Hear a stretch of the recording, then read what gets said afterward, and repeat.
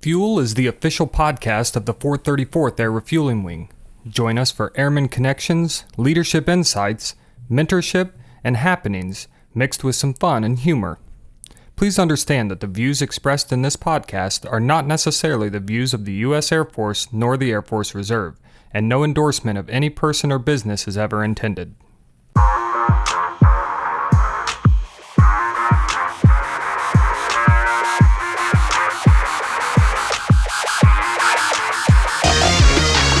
Welcome to Fuel Podcast, the June edition. That's kind of weird, June of 22 edition. And man, we have a great one today. You recommended, as always with me in here is, I couldn't do this without him, is Tech Sergeant Josh the Dream Weaver. And so you brought up last time, hey, let's do this Fuel for Thought idea where you were going to throw it out there. Someone could offer up a suggestion for us to talk about at the end of the podcast, but it kind of went a step further, huh? It did. So we don't have just a single question that we're all discussing. Actually, the entire show this time came from a suggestion on the Fuel for Thought. Yeah. So we got just a question really in there, or a suggestion of just, hey, how about you guys talk about first sergeants? Who are they? What do they do? How do you become one? All those things. So that's what we do. We dive into first sergeants and start talking about that. So we actually have 3 guests this time, kind of all separate. We'll get into that. But June UTA, man, I hate to make any suggestions. Our last podcast. Or any predictions on the weather this time? Yeah, last time I talked about the weather was supposed to be nice, and it ended up hailing and severe thunderstorms. And then also, if you're an AMDS, I brought this up over there with you guys, but Sergeant Douglas was on here talking about all he really wanted was air condition. And so they've been without air condition for a month now, ever since that podcast aired. So maybe no suggestions on the podcast. Yeah, the after the Ghost Hunter one where the building fell down that we were talking about, we should have learned from this. So we're just hoping that you come out and you have a good time and enjoy the June UTA and hopefully some nice weather. But hey, this first guest that we have on here, we're going to talk with Sergeant Perez. And so with this first sergeant topic that we were bringing up, I wanted to, and we talked about, is getting an airman perspective on what they see first sergeants. And so this first segment is now Sergeant Perez talking about her perspective on first sergeants.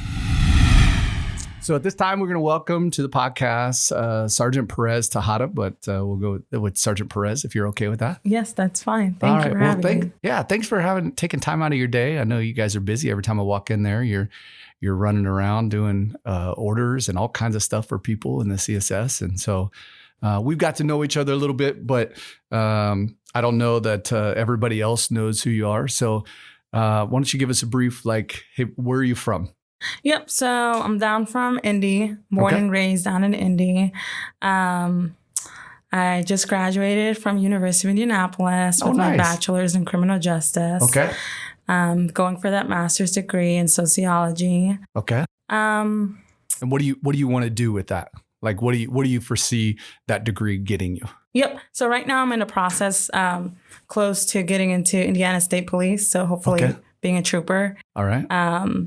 And then my long-term goal is to go federal. So FBI or U.S. Marshals. Yeah. Marshals was like my dream job. Yeah. Yeah. I used to work with the Marshals a little bit and it was my dream job, but never got a college degree. So still possible. Yeah, couldn't get in with them. So, and did you always want to do that? That's something that you always wanted to do was be a police officer? Yes. Actually, I had an encounter with a police officer when I was young, and that officer changed my life. Really? So that made me pursue that career field more, and it made me look up to them. Yeah. So that's what kind of drove my path to being a police officer. So hopefully I can go and change those children as well. Do you want to share what that encounter was? I'm glad you asked because I was like, I need more info if you're okay with it. Yeah. Yeah. So when I was a young girl, I had some difficulties with my parents and everything. And there was one police officer that I just trusted in at school, and he would always come up to me and I would open up to him and tell him what I had going on. And he would just always be there for me, check up on me every single day if I needed anything. And he would always just make sure like he was like that father figure. And day after day, I just kind of started looking at him like a dad and the profession he was in. And I would question him more about that profession. And he just made a huge impact in my life. And ever since then, that just made me like go towards that career field. And hopefully I can change those young children as well. Man, that's awesome. What a great positive story. So how long have you been here at Grissom? Yep. So I enlisted in August 21st of 2017. I think a year later, I left to basic training and then tech school. Came back, I think a year later as well. And then I started here. So I would say six years now. Okay. And then you recently pinned on Staff Sergeant, right? I did. I believe 5 months ago? Yeah. So it's new. Put a smile on my face when I saw your name on that promotion deal. So I've always enjoyed talking with you and enjoyed the work that you do and stuff like that. And so you work closely with Sergeant Transfiguration, which is right outside my office. So I get to harass you every time you try to sneak into her office. So So, hey, we're doing this podcast on first sergeants. So wanted to get kind of some different perspectives on first sergeants. So first off, when I say first sergeant, what do you think of as a new NCO or as an airman, transitioning here? What do you think of when I say first sergeants? What I think of is, or what comes to my mind when I even see the patch, that first sergeant that comes to you and checks up on you or make sure is everything going okay?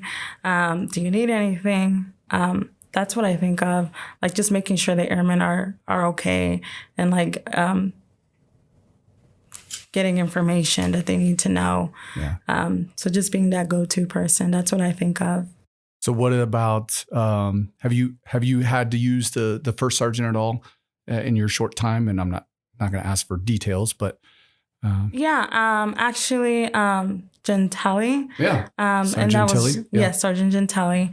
A year ago, I was going through some things and I saw that first sergeant patch and I always had that in my mind, they could be they're the go-to person.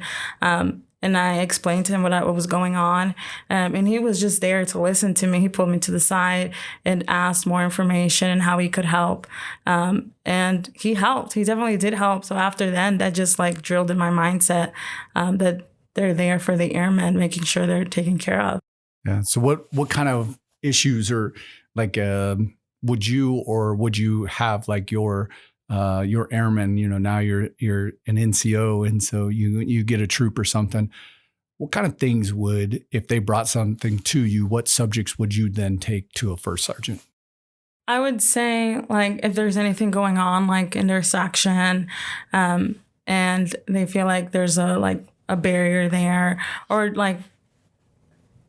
their family or if anything is going on outside, and I don't know the resources, but I feel the first sergeant, he or she could guide me on what to do next. That's where I feel I would go to the first sergeant. Do you feel like they're valuable? I do, yes, because they know resources that I might not know of, that they know of, and then they could open me up to that, and then I can bring that to my airmen. Yeah. When you were describing that police officer that had a positive role in your life, do you see that being the first sergeants for the military? I do, yes. Now that I think about it, yes, I do. It's like that person you can trust. Yeah. That's what comes to my mind, honestly. Yeah.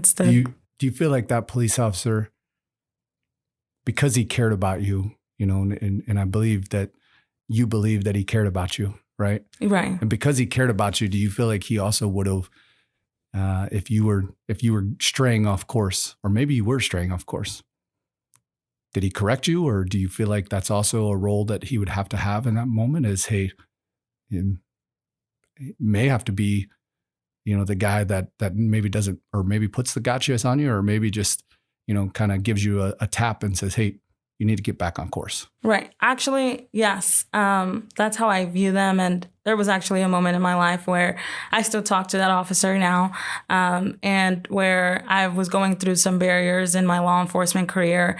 And I started getting into that mindset, well, maybe law enforcement isn't for me. And I was kind of going into another path. And I spoke to him about what was going on through my mind. And he kind of pushed me back. He was like, no, he was like, God gave you this dream, gave you this goal for a reason. He was like, so stay the course. He was like, you're going to get in. Do you see yourself maybe being a first sergeant at some point? I've thought about it, yes, especially after talking to Sergeant Gentili and him being there for me. I have definitely kept that in my mind of being that first sergeant and being that go-to person for airmen later on in the future. All right, so I want to end with what are you loving? So every time someone comes in here, I'd like to hear what they're loving. It could be anything from a new pair of shoes to a great song that's on the radio, or spending time with family, whatever, the weather. So what's something right now that you're just loving? I would definitely say being here at Grissom, and before I didn't really used to have like that supervisor. So Senior Master Sgt T being there for me and like providing me all these opportunities that Grissom has that I really didn't know of. And that would always just take me to my comfort zone. And now she's like pushing me out of that comfort zone. And it's like making me like more open to people and just being able to show my true side. So that's what I'm like really loving, because it's making me grow in the military side as well as the civilian side. Well, I'm loving that too, getting to know you more and getting to know you better. And also the fact that Sergeant Transfiguration is pushing you out there to where more airmen get to know you and get to see you, and you get to know and know, and see those airmen. So thank you so much for taking time out of your day. You've been awesome, and you continue to be awesome. So I look forward to seeing what you're doing with your career, 5, 6, 10 years down the road. So thank you so much. Thank you for having me. Yep. Thank you. Oh, so what a great conversation with Sergeant Perez, man. Never saw that story coming. No, and I'm glad that you asked her to expand on it, because I was ready to. Yeah. And I'm glad she did. So it's so neat to hear those stories. And man, it's just amazing that we never know as we walk through our life how our actions are going to impact others for a long period of time. And so great conversation with her. We're going to build on that conversation as we step in or we bring in Master Sergeant Ben Mota, who is our Wing Resiliency First Sergeant here, and Senior Master Sergeant Zach Chapin, who is an additional duty First Sergeant, to get their perspective on First Sergeants. All right, so we want to welcome now into the studio here with Sergeant Weaver and I is Senior Master Sergeant Zach Chapin, who is over in IGI, and Master Sergeant Ben Mota, who is our Wing Resiliency First Sergeant. So welcome, fellas. Hey, good morning, Chief. Thanks for having us. Yeah. So we know you guys, but we always try to get a little bit of to know each other. So since you're sitting across from me, Sergeant Chapin is. Why don't you give us a little bit like, hey, where are you from? How long you been here type thing? All right, Chief. So been here at Grissom since 2004. I've been in art since 2008. So I've been here a good little while. Started out in maintenance, worked my way up to safety, and then now, like you alluded to, the superintendent of inspections in the IGI office. Yeah. So most people probably know him from those safety videos, yes, which are pretty epic. What was your character called? Safety Man? Safety Man, yes, yeah, very ingenious. Like I feel like that's if we get stuck with anything, Son Weaver, let's call on him. Call the Safety Man? Yeah, call Safety Man. I still have my cape. Yeah, just good. in case. Yeah, good. That's good to know. That's good to know. And a little bit scary. Yeah. So, yeah. And we fully expect to see you in it at the next UTA. Yeah. So you had 4 years there. Were you just were you a TR? I was, yes, sir. I was a TR living down in Indianapolis. So originally from Champaign, Illinois, and then moved over to Indianapolis. Yeah, smart move. Yes, sir. Once I enlisted, a few more job opportunities there, and a little bit easier to commute on the UTA weekends. So, and then that, evolved into the art position, and it's been great to me ever since.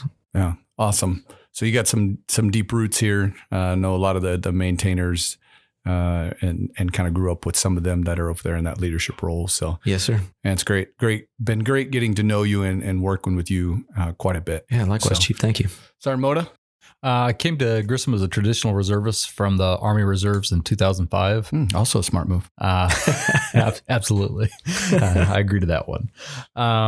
And worked in public affairs for about 4 years, switched over to EO for a couple years, came back to public affairs as a traditional reservist again until the ART vacancy opened up in 2014. Continued here as a ART for a couple years until a straight civilian position opened up in public affairs. And then recently, about a year and a half ago, transitioned into the role of the first sergeant. Yeah. So what were you doing? You were a TR, and then what were you doing on the outside? On the outside as a civilian police officer in Wabash County. Okay. And then you had the ART job that now Tech Sergeant Josh, the Dreamweaver, is in. So if you had to grade him, fill in your shoes, like where do you kind of put him? We'll talk again off I air. had him in a strong C-. Strong C-. You know what? Passing. It's passing. That's right. Somebody told me the other day, it's like, hey, I just passed my fitness test. So yeah. How well did you do? 77. I said, hey, knocked it out of the park. Like, great job. 75 is passing. So good job.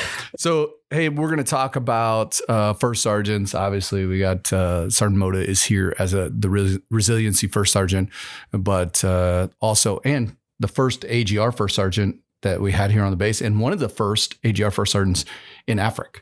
Oh, wow. Which I don't know if you knew that. I didn't know that. So, yeah. So what I like to say when you're the first is you're the best, you're the worst. So good job on that. Right? Oh, yeah. Good job on that already.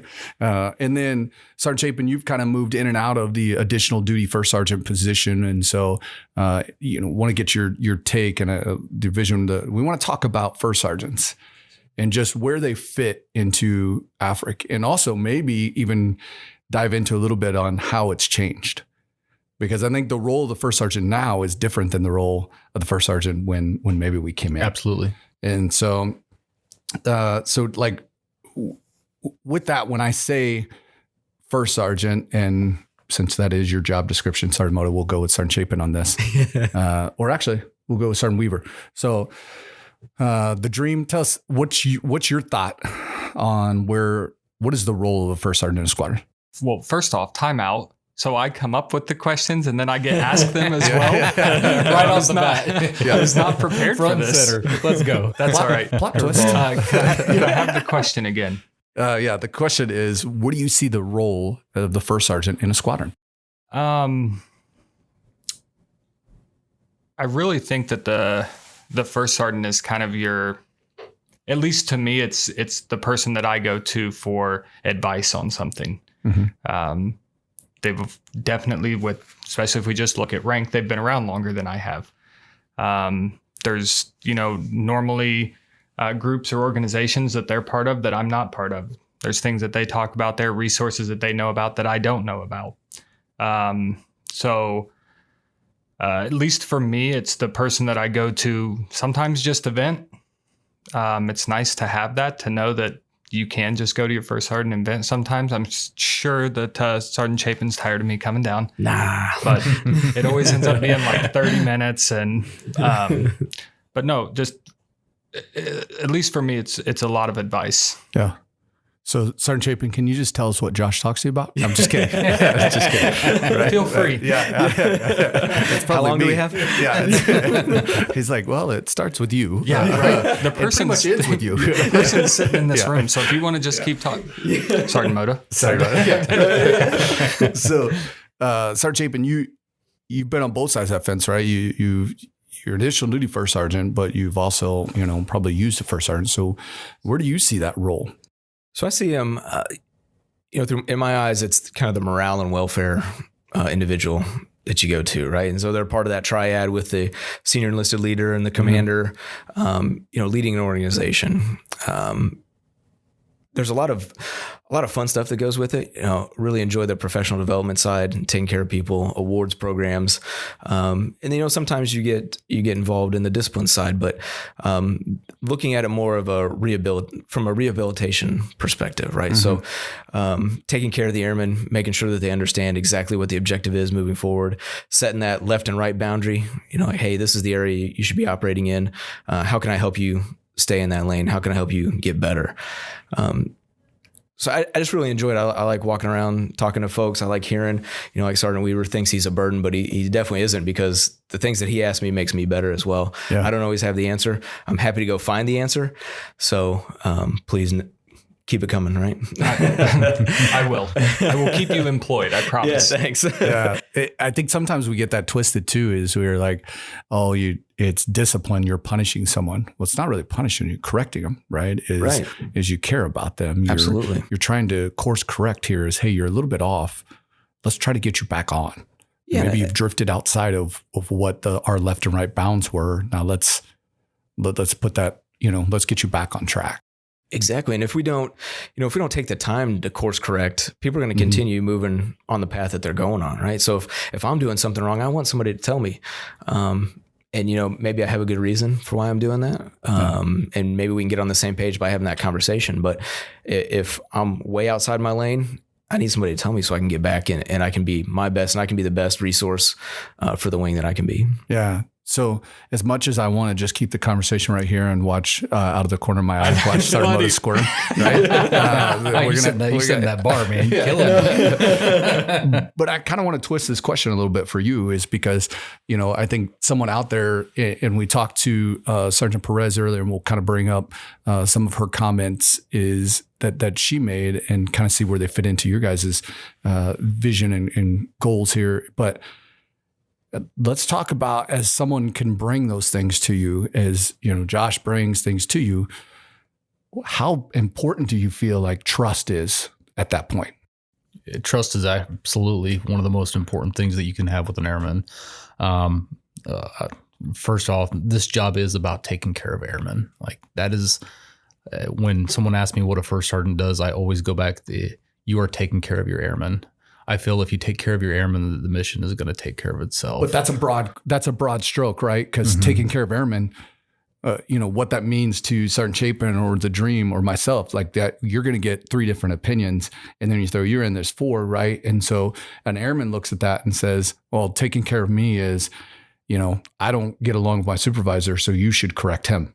Or what does that look like from a first sergeant perspective of taking care of airmen? Well, it could, like you said, first of all, building that trust. If your airmen don't trust you, they're not going to come to you with issues. And if you break that trust, they're definitely not going to come to you with issues. So first, as a first sergeant, you have to build that trust. And that starts with getting to know your airmen, knowing what they do on their personal lives, knowing what their goals are, what their intentions are, why they joined the Air Force, what their family sees their military life as being, and just getting to know them, building that trust with them, making sure that they can come to you when they have a conversation that they don't want everybody else to know, and bringing, sometimes, you're not always the subject matter expert at everything you do, but you have to know the resources that you can get them to in the event they need someone they can speak to that does have that 100% confidentiality. Right. So you talked about, earning that trust and keeping things between you, but there are certain things that you have to report. Absolutely. Right. Like you're still a mandated reporter. Correct. Right. So those things, if harm to yourself, if someone comes to a first sergeant and they've committed a UCMJ violation, we're mandatory reporters. We have to report those items.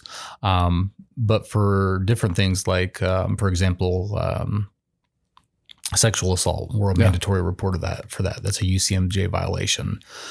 So that's why when you get to know the individuals, you start building that trust. And if you think they're moving towards a conversation that might void that confidentiality, we try to get them to the right resource before we actually get to that point. Yeah. So one of the things I like to do is when people come in and they're like, hey, Chief, can we close the door here and have a conversation? I'm like, sure. Hey, before you start, I want you to know that I really want to help you through the situation, but I'm also a mandated reporter. And so if we go down a path of one of those things, I've got to report it. Now, we have people in the space that aren't mandated reporting, the chapel staff.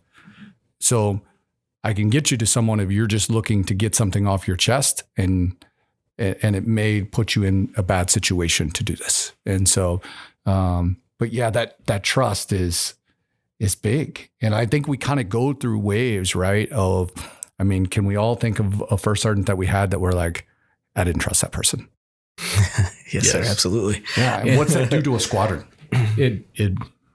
It ruins the squadron. It causes them to go to outside sources. It creates tension in the squadron. Or not talk at all. Yeah. Which is the worst thing, right? Absolutely. I think that's what it is more often than not. Yeah. Is not talking at all. Yeah. And we're talking about, things as simple as, hey, I want to make the next rank. What do I need to do? Well, here's what the AFI says that you need to do. These are the basic minimums that we can start with those, and let's work out to, my wife's leaving me, my kids hate me, my finances are in the tank. Like, to that point of, hey, we're doing a warm handoff with, one of our resources to get people some serious help. And so it's so important, that trust, and that's huge on that trust. How do you see it? How do you think it's changed? So you were in the Army, right? So Army first sergeants, different. We don't want to talk about them, but let's talk about here. Like, how do you foresee, because you switched over in, what did you say, 2004? 2000. Yeah. So you were 2004, you're 2005. So since 2005, how have you seen the role of the first sergeant change? Well, when I first got here, and it's changed a lot since 2005. But initially, when I came into the Air Force, the primary role of the first sergeant was to deal with disciplinary issues. So if you see immediately when you see the first sergeant come into the room, what did I do? Or the first sergeant will call you down to his office, and you're like, oh man. And, whether it be a travel voucher or something that you hadn't got accomplished, it was almost always discipline. Mm-hmm. And that's just how the first sergeant was seen. And since then, I feel that the first sergeant has changed into more of another tool that we have here for airmen when it comes to dealing with any type of issues that they're going through. And it doesn't even have to be an issue. It can be, something, if they have ideas in the squadron that they want to implement, or if they're looking at their next step towards promoting in rank, like what are some of the things that they need to do, educating them on PME, just different things like that. So it's drastically changed since I became a first sergeant. So Chapin, what do you think? Yeah. So when I first came in, the only time we'd see the first sergeant would be really commander's calls, or like Sergeant Mota said, if somebody was in trouble. Yeah. Right. And so I think one of the fundamental changes, as I've kind of progressed through is, just that intentional effort to be more present. Mm-hmm. Right. And so just getting out, knowing people. I also think there's some challenges between active duty and a TR first sergeant. Right. Yeah. So Sergeant Mota being here full time on that AGR, in the AGR role, I think is great because he is able to stay involved on the day to day, where the TRs, if they're not as accessible during the month, they've got potentially 29 days worth of things to try to catch up on and then get involved and get to know people. So I think there's certainly some challenges there, which I think the additional duty first sergeant role becomes more and more important in that capacity if you have a full timer that's able to be around. So we try to do that. We try to partner our additional duty first sergeants that are out here all the time with those.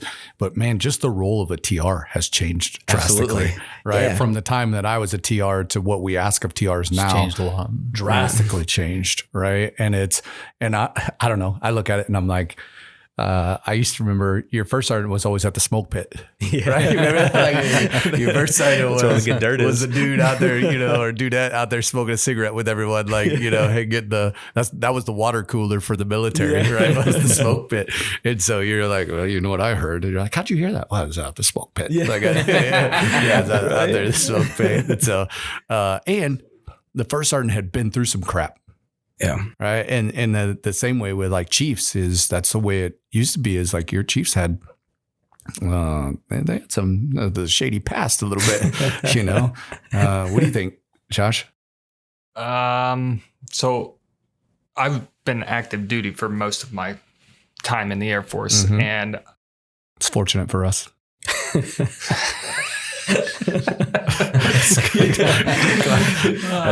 Derailed quick. Finish that thought. Yeah. So I will say that my first assignment, so my first 3.5 years in the Air Force, I have no idea who my first sergeant was. No clue. Wow. Is that because you didn't have any problems? Or you just maybe had a first sergeant that... I don't know. I didn't really have any real problems. You know, I'm pretty new to the Air Force, and I don't, but I have no idea who my first sergeant was. And then when I PCS'd, even there, I guess actually within the wing, with wing staff agencies, we didn't have a first sergeant. We didn't even have an additional duty first sergeant. But then I think my last 2 years there, we had an additional duty shirt who was a tech sergeant at the time. And so now I'm seeing, and this was probably, 2017. So this was probably when the first sergeants are like starting to be seen more. They're going to and it was awesome to have that. It was almost just someone to talk to, someone to BS with and hang out with while you're at work. Yeah, I definitely, I knew who my first sergeant was because we've heard about your time. I remember a very distinct time with the first sergeant. When I first got to Dover, and he was like 6'6", big old dude, and that there was some questions on a hotel room that I'd stayed in. It wasn't left in the best condition, and he called me in, and he's like, I mean, is this how you treat your stuff? Is this how you... And I said, really, it wasn't me that trashed it. There's a lot of other people in that room. And he did not find that amusing. He started reading your rights at that time, right? Yeah. So he stood up and I thought I was about to get punched because I didn't think that was off limits to first sergeant at that point. And so, yeah, so I had a different take on, but that guy never treated me any different, right? Like he was a disciplinarian, but then it wasn't like he saw me who I was at that time. He saw me for who I could have been. And probably one of the reasons why, I turned my career around a little bit. And so, yeah, that it is, I feel like it's changed a lot. So why, if it's changed so much, why did you choose to do it? I mean, Sergeant Mota, you were living fat, dumb, and happy, and in not necessarily in that order. In public affairs, right? So you were straight civilian. I don't know if you took a pay cut, but I would assume that, being a straight civilian and being a TR, maybe took a little bit of a pay cut there. Why'd you want to do this? So I had been an additional duty first sergeant for 2 or 3 years prior to this opportunity opening up for me. And I had a couple encounters with first sergeants that really impacted my career and really impacted the way I chose to go on the military side. And I've just always been in a position where I was receiving all this knowledge from the mentors that I had in the Air Force, and all the time working as an additional duty first sergeant, I was passing down this knowledge. And I just felt that for me, this was an opportunity to give back what so many good mentors and other first sergeants had provided to me. And when the opportunity came up, I knew it was that time. And it's one of the best. For me, it's one of the best career fields if you're truly passionate about taking care of people, because you get dumped some pretty hard stuff sometimes, some stuff that's pretty difficult to deal with. But in the end, being able to help an airman through a crisis, there's nothing better for me in my career than being able to do that. So would you have had the opportunity to promote to senior master sergeant in public affairs? I'd be a senior master sergeant right now If he did his PME on time. Yeah. PME's done. He's done with PME now. Yeah. For the record, PME is done. Yeah, well, once I got to supervising, we so Speaking of discipline, yeah. So you give up this senior master sergeant rank. Mm-hmm. You give up, the freedom of being a civilian a bit, right? Correct. And you talk about you're dealing with some issues and I know some of the issues that you've dealt with. You think it's worth it? Absolutely. What makes it worth it? The relationships that you build with the individuals that you help in these crisis moments, the way the families react to the help that you've provided, some of the things that you do, it's just selfless service. And I don't know. There's just something about taking care of people and making this a work environment where everybody wants to be here. And, a lot of times I tell people, all you have to do is just stop and listen to your airmen. Just take a moment. And if you don't do anything for that airman, just openly listen to what they're telling you and what they're saying, because sometimes with their supervisions or some of the issues that they're having, all they need is someone to just sit down and listen to them, not checking your text messages, not checking an email or doing something on that lines while you're speaking to them, just stopping and listening to them. And it makes me feel good. Like it just taking care of people. I think it's always come natural to me. I've always been in a service providing role. I worked probation. I worked corrections. I worked juvenile detention. And I always felt the best times in my life were when I was helping others. And this is the perfect role and opportunity to continue to do that. Yeah. So, got to see you in this position. You were one of the first hires I had, coming into this, and thanks for making me look smart. So I appreciate that, but got to see you mature and go through a process of this, and it's been amazing. So thank you for that. But I also wanted to kind of throw out right now is these were one of the things that I looked at when I'm setting an interview with you is, so this guy's giving up senior master sergeant. He's given up the freedom of being a straight civilian.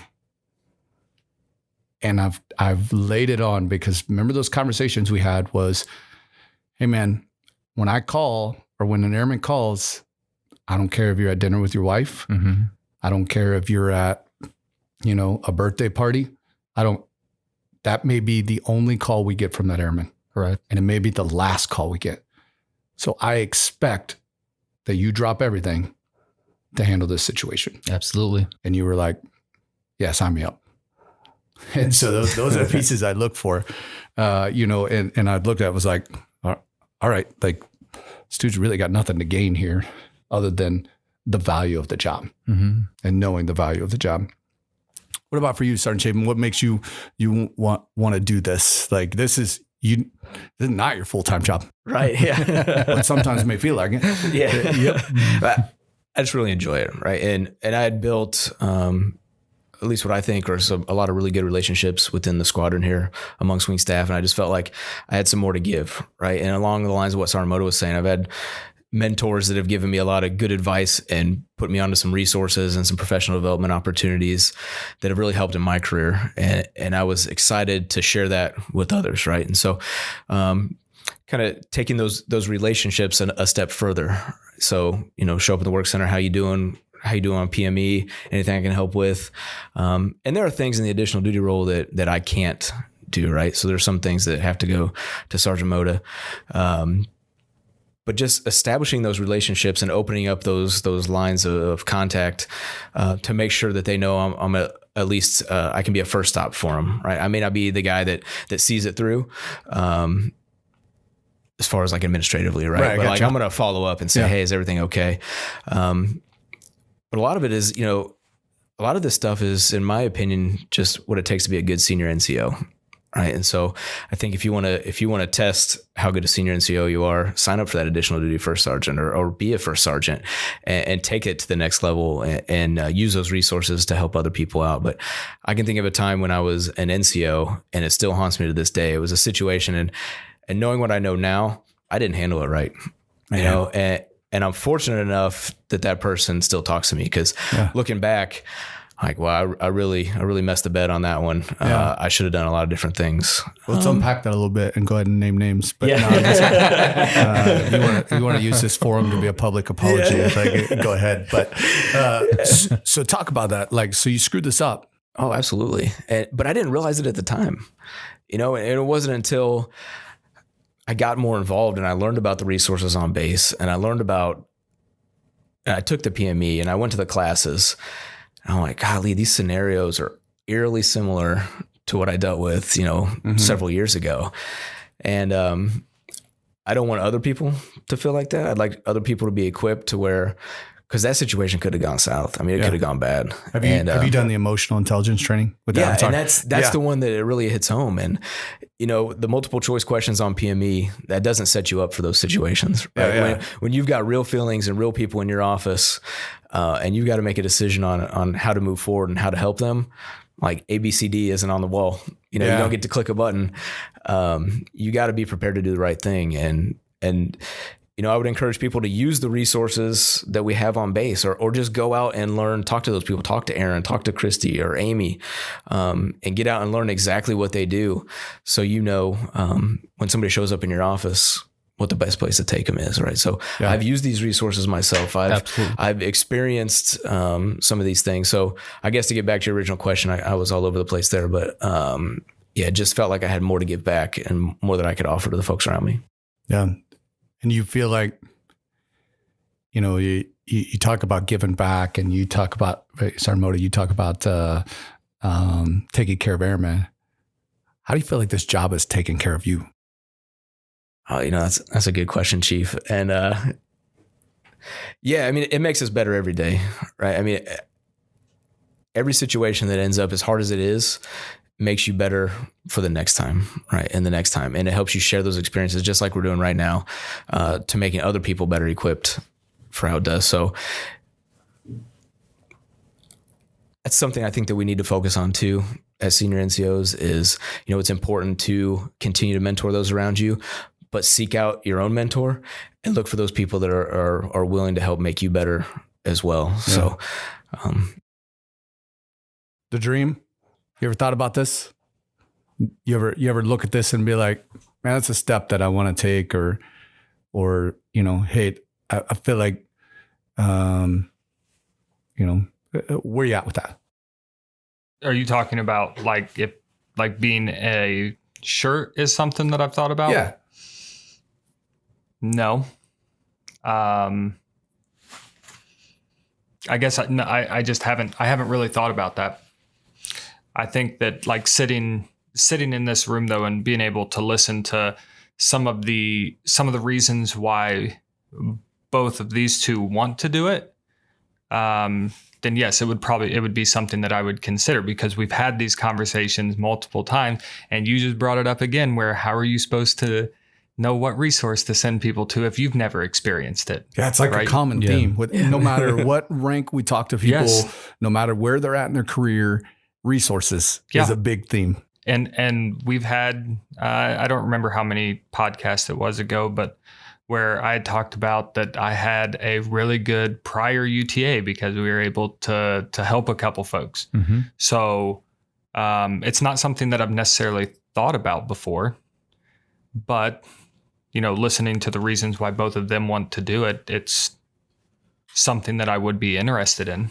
Right. And I think some people are doing it, right? There's some that are shade tree. They're the shade tree first sergeants, or whatever you want to call it, the shadow government of first sergeants. And to add to that, like there was a point in my life where if you would have asked me to be a first sergeant, I just wasn't ready for it. Why? Like what? But why were you not ready? In 2014, when I came back from my deployment, I was a mess, and I needed a first sergeant. I needed the resources that were there for me.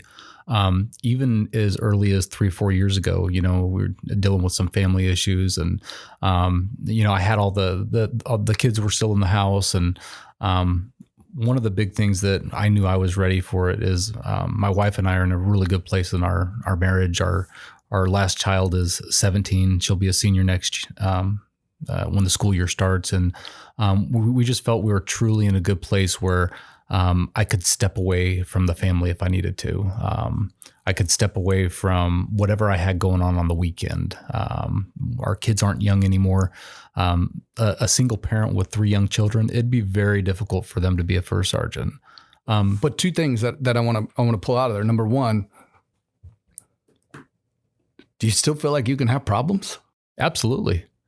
And that's, I think sometimes we get this as, man, I got, maybe my relationship with my kids is not, shoot, I'll tell you right now, it's like, I go through ups and downs,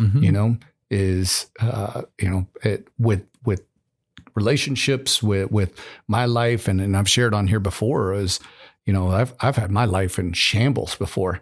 And, when it comes to family falling apart, and I'm a superintendent of a squadron, and sure, I got to pull it together, but I also got to know those same resources helped me. Absolutely. Right. And I think those same people that I'm walking people to, I'm like, hey, after you get done talking to them, I maybe talk to you too. Absolutely. And I think it also helps from that aspect. I've taken people to Erin, our behavioral health specialist, and initially they were hesitant to go to her. And I said, hey, she's great. I've actually sat down and had a similar conversation with her. And what I can promise you is you're not going to leave after speaking with her feeling any worse than you are right now. And I can say that from personal experience.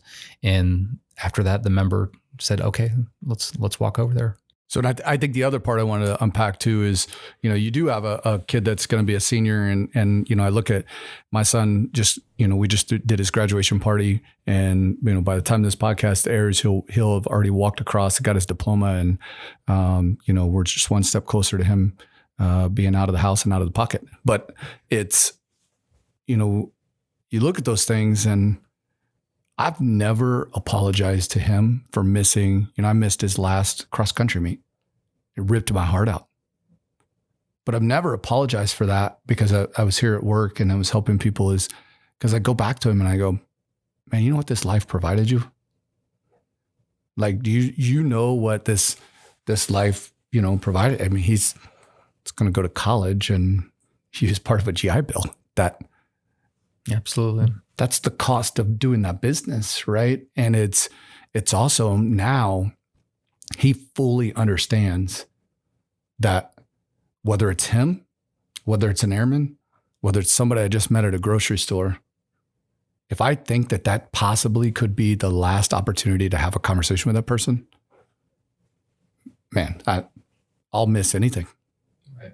And the people around me know that if he's missing this, there was something he needed to do. And it's just like, having that relationship with Colonel Pemberton, or, even you and I talk. I took a week off here, a month ago, and it was just to clear my head. Mm-hmm. It'd just be like, I'm not really on the verge of anything. I feel like I'm getting a little bit cloudy. Right. There's a lot of pieces that are going through my head right now. I want to clear some of those up. And so, I think some of it is perspective. Will I have to miss a few things? Yeah. But will I be there for other people in those moments? Oh yeah. Absolutely. You should, if you gain that trust, if you gain those pieces. And so I think we talk a little bit about, and we hit on this discipline piece, but what about morale? Like, Sergeant Weaver, what do you think? Like, how much role does a first sergeant in a squadron have for morale? I'm not sure as far as like, what is that is that your job? Right. Mm-hmm. But I know that at least in the last year and a half or so, since Sergeant Chapin's been the additional duty shirt, you had a lot of COVID stuff going on, and they see that outside of just their section. And then they may not be the person that is organizing some sort of event to, help with morale, but they're the person that others go to for that. Meaning like, hey, I know you see it too. Morale's probably pretty low right now. Do you have any ideas? And it's just a conversation. Again, it's someone to go and talk to. Yeah. Right. Yeah. I told the commander one time, I said, your first sergeant is kind of like your thermostat. It's our job to get out there and gauge the temperature, the morale of the unit. If it's getting a little hot, sometimes we need to provide some tools or some options that we can give to the commander to lower that thermostat back down, whether that be morale activities, time off awards, whatever it might be. But we kind of help set the temperature in the unit. And I think sometimes when people hear that, they're like, oh, so I got to be a cheerleader? Right? Like, no, for real. Like I think they're a catalyst. Is that yeah. I think they're, you get the fire started, right? So if you're seeing things like you're talking about Sergeant Mota, where you're that thermostat, right? If you're sensing that things, morale's getting a little bit low, right? Like let's start putting something together, right? Like you don't have to be the cheerleader or the person that does it, right? We talk about empowering airmen a couple weeks ago. I mean, that's a great way to empower a couple airmen, right? Like put a little something together for the squadron, or let's encourage game night. Let's talk about who are your outstanding performers this past quarter. Let's start looking at awards, looking at different ways that we can help motivate people and encourage them. Let's play some frisbee golf. Let's play some. I think, man, you bring up the frisbee golf every single podcast. I don't want to play, man. I keep asking you. You turn me down. Like you keep turning me down. The course is right outside my window. I've never seen you out there playing. Right. That's why I keep saying. I have no idea how to play this game. I don't either. I talked to Chief Gaffney the other day, and he goes, "Hey, you want to play some frisbee?" I'm like, "Yes, I want to play some frisbee golf." And he's like, "Do you have a set of frisbees?" And I'm like, I don't know what that means. He's like, I got a driver, a short range, and a putter. And I'm like, you're not putting anything. You throw it. I didn't. So there's a lot I don't know. Like I'm intrigued by things I don't know anything about. So Chief, I thought you were a subject matter expert. I've heard you bring it up so many times. I never froth. I think one other thing with the morale piece, and I've experienced this at least with Sergeant Chapin, is like, since the first sergeant does have a gauge, at least a little bit, if not a lot, on the morale of the unit as a whole, that they're also that person that when you go to, they let you know. They're not going to give specifics, but they'll let you know that you're not by yourself. You're not the only one here that's got this kind of stuff going on. And with that being said, like, what do we want to do? How do we want to fix it? And it's not you or you as I know I'm pointing to people that they can't see now. That makes sense. I love when people do that on podcasts. You're great at this. Hey, take a look at this. Yeah. Voice and face for radio, but not the actions. It's not necessarily always the first sergeant that's coming up with the idea. Right. But they might be the person that's planting that seed. Yeah. Or just copying off someone else. Yeah, right. Which is it's a great networking piece, right? Is so you've got to go to these first sergeant meetings. There's a first sergeant council. You got to be there for those. And so, that's a great time to bring up, hey, I've got morale issues right now. What are you guys seeing that's fixed this? Right. So I think we've hit a lot of these, the pieces here that we wanted to hit on first sergeant.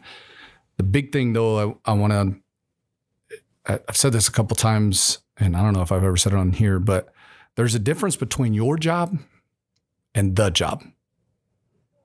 So your job, Sergeant Chapin, is the IGI superintendent, right? Inspection superintendent, is that it? Yes, right? sir. But your job, the job as a senior NCO is to take care of airmen. Absolutely. And so I think sometimes we get in this of that's the first sergeant's job. What's our job as senior NCOs, as NCOs, as airmen to take care of each other. So what might fall into the job jar of some of these things being a first sergeant role, it's our job to make sure that we're taking care of each other. It's our job to know what the resources are to be able to help someone. It's our job to know who the right people are to get our airmen to talk to them. And so I also think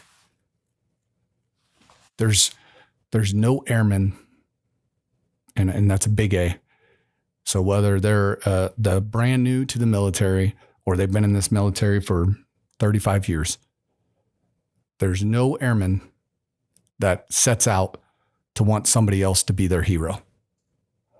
There's no one that comes to me with an issue and is just like, Chief, be my hero. But sometimes we get that in our head.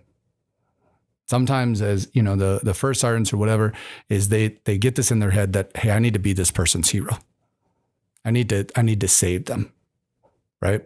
But we listened to Sergeant Perez tell a story about a police officer earlier that poured into her life. And he wasn't her hero, but he empowered her to be her own hero, to change her own life. And so I look at that as the first sergeant's role. You know, for me being the functional manager of the first sergeants here at Grissom, to me, it's your role as the first sergeant is to empower our airmen to be the heroes of their own story. To where if that means that they need to resources to help their family, you empower them to get those resources. And that means that you need to empower them to get control of their career because it's spiraling down. Mm-hmm. Then you are. I don't know how many times I've come to you and, to give you a backstory on what just happened. And I see your eyebrows start to raise a little bit and you say, usually the first words that comes out of your mouth is, why didn't the supervisor do that? Or where was the supervisor? Okay, it's great you're doing that, but let's start mentoring the supervisors and getting the supervisors involved, because a lot of the stuff that the first sergeants are doing, it's just, it's not just the first sergeants, supervisors. And we have a lot of supervisors. Our job. Absolutely. And when I say our, I mean, it's all of our job to do that, from Sergeant Perez, to Colonel Pemberton, from, our newest back from basic training, again, to Colonel Pemberton. It's our job to take care of each other. And not just that, it's one of the things that separates us from, if you look at all the other militaries around the world, our NCO Corps, our leadership corps, in the Air Force and other military branches in the U.S. military branches is unique in the aspect that we're able to do that. Mm-hmm. One thing we don't want to do is lose the ability to take care of each other, to have that open communication. Yeah. It's what separates us from other militaries, and those other militaries are around the world. Our enemy is constantly trying to break that bond that we have. So it's important. I think, building that connectedness within an organization too. I mean, as reserves, and we've talked about this before, but we have some real unique opportunities with people that have outside experience and outside skill sets that are so valuable to each of us. So, even as a senior master sergeant, that doesn't mean that there's not a senior airman or an A1C or somebody out there that has some extremely valuable things that I can learn from them. But if we're not connected, if we're not building those relationships, we're never going to know, how the value of everybody that's around us. Yeah.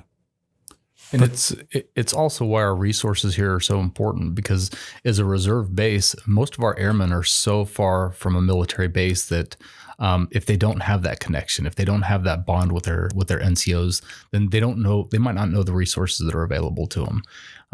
We have a lot of people that come from Chicago, Illinois. How many states are we up to now with 32 is what we're at. 32 serving. So being able to have that relationship with them so they can reach out to us. And sometimes that means finding them local services, referring them to a domestic violence counselor in their area. Mm-hmm. But we have to have that trust. We have to have that relationship built in order to do that. All right. So to kind of put a bow on this, man, trust is vital. And you don't just earn that trust when we throw a first sergeant patch on someone or we throw an additional duty first sergeant patch on them. You earn that trust through relationships. So we're back to another theme that is on these podcasts is building relationships. We took a little break there because, in true first sergeant fashion, as we talked about before, Sergeant Mota was getting some phone calls and had to go handle an issue. So he's no longer with us inside the studio. He's with us still, like he's alive, but he's no longer with us in here. And so, man, I appreciate you, Sergeant Chapin, taking time out of your day to spend with us and provide some insight and some perspective to us. And I appreciate you stepping up to the plate and being an additional duty first sergeant. But I know that even if you didn't have that title, you'd still be doing the same thing. I appreciate that, Chief. Thank you, sir. And Sergeant Weaver is always, man, the dream. That's why you call it the dream. It's because you're making this thing happen and you make it seem so easy. And I know how difficult it is because sometimes herding these cats to get us together. So thanks for that. You actually did a great job today of not going, Yeah. Yep. I was paying attention. Yeah, there was a lot of Pentecost in me I want to amen everything. I want to be like, yeah, preach, come on. So that it's taken a lot of self control and willpower to not do that. So expect me to be wild and crazy once we get out of here. But I want to end again with what we're loving, and we'll make up what Sergeant Mota's loving. He's loving being on this podcast. Like he's never been around a greater group of guys, right? He aspires to be us. And sometimes it's, a little bit annoying. We're like, okay. You want to be like Sergeant Weaver. We get it. Right. But he's loving that. And he told me that. So, he was loving that. But, I'm sure you've listened to podcasts, Sergeant Chapin. And so, what are you loving right now? So I was thinking about this. I've got 3. I'll make them quick. Yeah. Can I do 3? So yeah. The first thing that I'm loving is going camping this weekend. Oh yeah. So I'm excited to get the camper out and get the kids down to Holiday World. I always think when people say Holiday World, like it's a National Lampoon's Christmas vacation or something. Hey, go to Holiday World. It probably looks like it from an outside perspective, watching us get that thing parked and the circus we bring with us. But that's the first thing. And then second, we're getting the screen porch put on the back of the house. So nice. I'm excited to have that time this summer and going into fall. And then finally, I'm loving the rucking and the exercise group that we've got going in the mornings, and the camaraderie and the fellowship from that. So yeah, we don't really love it about 5 o'clock when I'm waking up. But That's by 6:30, I'm on board, even though it starts at 6. So and I love what you said earlier is, so there's kind of a checklist there. So you get the RV to the campground. Well, how's that go? Right. So first thing, back it in. And second thing on the checklist is apologize to my wife. So actually, I believe the way it goes is first thing is back it in. Second thing is pull forward. Third thing's back it in. Fourth thing's pull forward. It's a lot of. And then apologize. Yeah. You have to apologize because I have a camper too. And as I was backing it in my driveway this weekend, my daughter was like, "Are you going to get angry this time as you're backing?"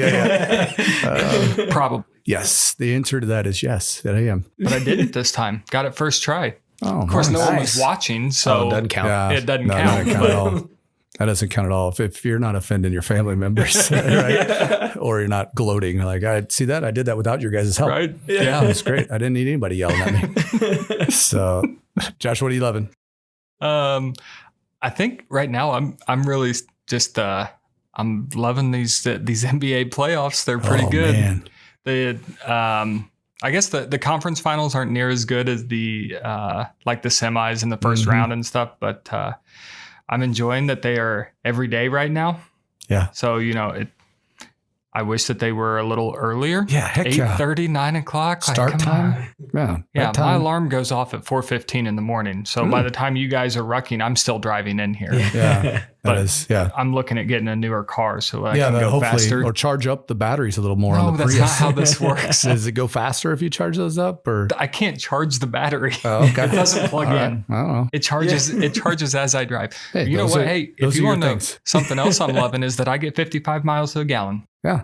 That's all right. I could probably put together my 7 vehicles that I have right now that I drive, and they would not add up to 55 miles per gallon. So, man, I'm loving this. Last weekend we did a graduation party for my oldest boy, so my middle child, and just the young man that he is. It's amazing. I heard a pastor say one time is we take too much credit for where our kids are and where they aren't.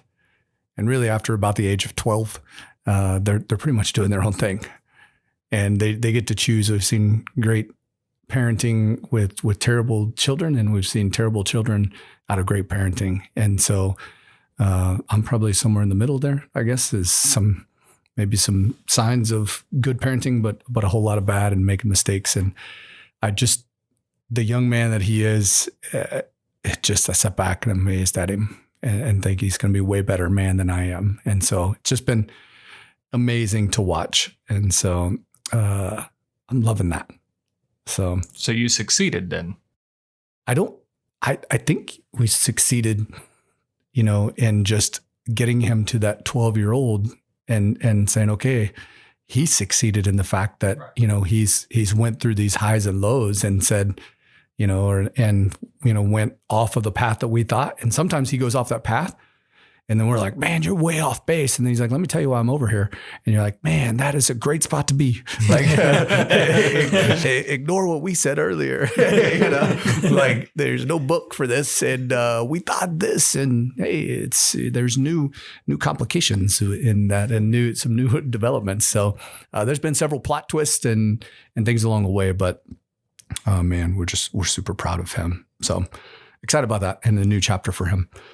So, but this kind of ends the portion for the first sergeants. So thank you guys again so much for being out here, and thanks for sharing some honesty and some perspective. And, if you're out there and you're looking at this as an opportunity, hopefully you can relate to some of this to where you say, hey, I think I have the qualities needed to be a first sergeant. Or you say, man, I have a better insight of what I need to be taken to my first sergeant. So, Thanks again. Yes, sir. Thanks, Chief.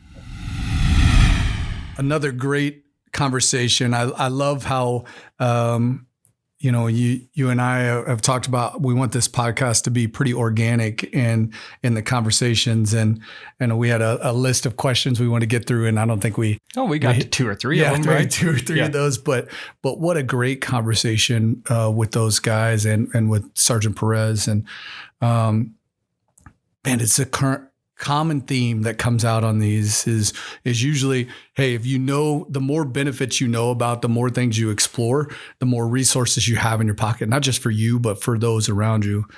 And the big one is, and it's hard to really dig in and help someone and make an impact on their life if you don't know them. Those relationships, man, those relationships are so important. And it's what makes us great. It's what Grissom, people knowing each other for years and years and years, let's not lose sight of that. And sometimes I think as we work on a daily basis with each other, we can get annoyed, or we can let one little thing, stand in the way of a friendship or a relationship, or just that professional relationship that we have. And maybe we don't go that extra mile. And so let's put those things in the past. Let's get by, all of those pieces. And as we move forward, let's continue to build relationships here. Let's be a place that people come to and they feel like this is family, because we are family, because we care about each other, because we look into each other's lives, and we see when someone is struggling, and we'll drop everything to help that member that's struggling. So, man, I appreciate it. Another great conversation, Josh, that we get to be a part of, and it's always amazing and such an honor to be a part of these, firsthand. So it's fun to see where they go when you have an idea of how it's going to go, and it never goes that way. Yeah, it always somehow seems to be better, which means maybe we don't write the questions good enough, and then people just give us. I'm okay with that. Yeah, that's fine. I'm okay. It works. It keeps opening doors. So, get out there, have a great UTA for all of you, and we hope to see you out there. And remember to go on and fuel for thought. I mean, this is proof that what you guys are suggesting, we're trying to listen to, and we're trying to put it into action out here. So look forward to seeing you guys. Have a great UTA.